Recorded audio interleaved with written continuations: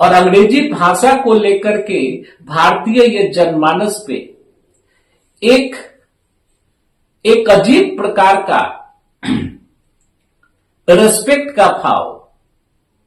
ये बहुत ही एक लंबे टाइम से ये भारतवर्ष में ये चलते आ रहा है। आज के भी डेट में ऐसा होता है, आपको ये किसी भी चीज की जानकारी ना हो, but if you can speak ये few words or few sentences of the English language, then you could be recognized as a very knowledgeable person in the whole society. यानी आपको ये कुछ नहीं आता है और अंग्रेजी के एक दो शब्द अगर आते हैं, एक दो सेंटेंसेस आते हैं, तो सोसाइटी में एक विशेष प्रकार का आपकी स्थिति या एक विशेष प्रकार से ये सम्मान की स्थिति जो है वो आपको हासिल हो जाती है। और समाज भी उसी ढंग से ये देखता है कि अरे अरे इसको अंग्रेजी आती है, ये एक बहुत बड़ी ये चीज है। तो इसके पीछे कुछ ये कारण है। मतलब आज के भी डेट में हमारे ये रूरल इंडिया में मोस्ट ऑफ द पीपल, अधिकतर जो लोग हैं उनको अंग्रेजी भाषा का ये ज्ञान नहीं है, लेकिन ये उनके सेंटिमेंट्स में ये बात ये लगी हुई है। वो लोग ऐसा सोचते हैं, ऐसा वो फील करते हैं कि अगर किसी को अगर अंग्रेजी आती है तो वो एक बहुत ही विद्वान व्यक्ति होगा या बहुत ही यानी कि पढ़ा लिखा ये व्यक्ति होगा। तो इस प्रकार का ये परसेप्शन जो है वो हमारी ये सोसाइटी के अंदर है और उसके पीछे कुछ कारण है। और सबसे बड़ा कारण ये है कि हम लोग जानते हैं कि हमारे देश में यानी कि ये 200 सालों से अधिक समय तक ये ब्रिटिश एम्पायर का ये शासन रहा। अब ये सर्वविदित है, पूरे वर्ल्ड में ये चीज ये देखने में आई है कि अगर कोई एग्रेसर यानी कि बाह्य आक्रमणकारी अगर वो देश के ऊपर किसी अन्य देश के ऊपर अगर वो अधिकार करता है, तो शुरुआती दौर में तो वो फोर्स का इस्तेमाल करके यानी कि आप समझिए कि ब्रूट फोर्स का इस्तेमाल करके बंदूक की दम पे अपने वो शासन को इस्टेब्लिश करता है। और इस्टेब्लिश करने के पश्चात हमेशा ये बात ये देखने में आई है कि एक सर्टेन स्टेज के बाद जो भी एक्सटर्नल एग्रेसर्स होते हैं, जो भी ये बाह्य आक्रमणकारी होते हैं, वो अपने कल्चर को, अपने लैंग्वेज को और इवन अपने रिलीजन को भी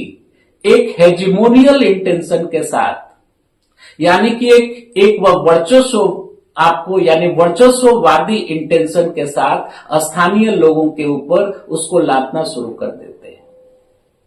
और उसके पीछे का मकसद उनका ये होता है कि चूंकि किसी भी व्यक्ति या समाज के लिए जो वहां का ये कल्चर है, जो वहां का लैंग्वेज है, वहां के लोगों के द्वारा ये बोली जाने वाली ये भाषा है, उनके जो ये धर्म है, ये सब सारी चीजें उनके इमोशन से काफी ज्यादा ये जुड़ी गई हो आपको यानी कि समझ की जुड़ी होती है। तो जब कोई एक्सटर्नल एग्रेसर ये बाह्य आक्रमणकारी अपने लैंग्वेज को, अपने रिलीजन को और अपने ये कल्चर को हेजिमोनियल इंटेंशन के साथ स्थानीय जनता के ऊपर अगर वो लादता है, तो उसके ये पीछे का उनका उद्देश्य ये होता है कि जो स्थानीय ये जनता है, उस देश के जो मूल ये वासिंदे हैं, उन लोगों के मोराल को, उनके ये मनोबल को ये तोड़ा जा सके। और जब मनोबल टूटता है, मतलब अगर आपको ये बार बार ये बात ये बताई जाए कि आपकी भाषा ये कैसी भाषा है, बहुत ही निकृष्ट भाषा है, आपका कल्चर कैसा है, बिल्कुल निकृष्ट कल्चर है, आप लोग अनसिविलाइज्ड लोग हैं, आप लोग ये बारबेरिक लोग हैं, आपकी कोई ऐतिहासिकता नहीं है, आपकी कोई ऐतिहासिक विरासत नहीं है, तो ये सब सारी बातें जब वहां की स्थानीय जनता को ये बताई जाएंगी, तो ये धीरे धीरे उनका मनोबल ये टूटता है। और किसी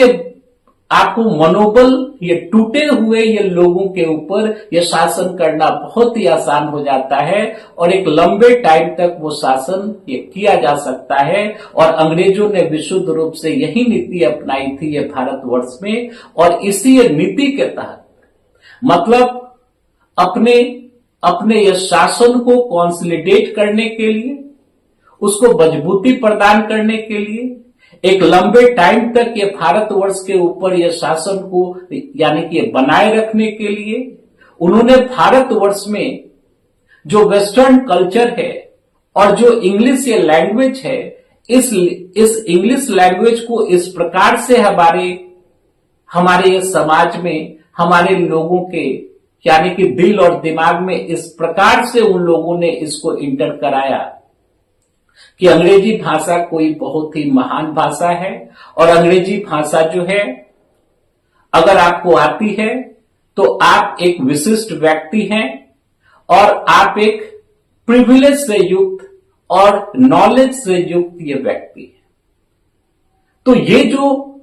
जो यानी कि क्रम जो है, ये सैकड़ों साल तक ये सब चीजें बहुत ही सिस्टमैटिक मैनर में हमारे देश के लोगों के ये दिल और दिमाग में ब्रिटिशर्स के द्वारा जो ये भावना ये घुसाई गई, जो ये एक विश्वास ये घुसाया गया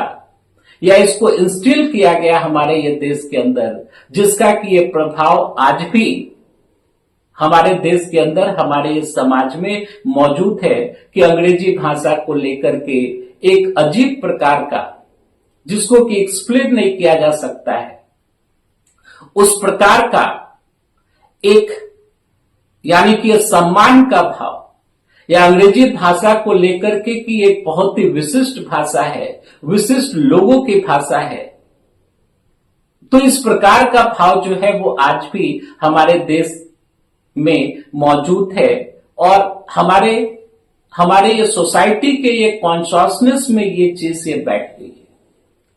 तो ये एक प्रकार का एक वो ब्रिटिश हैंगओवर है। तो अगर आप इस लिहाज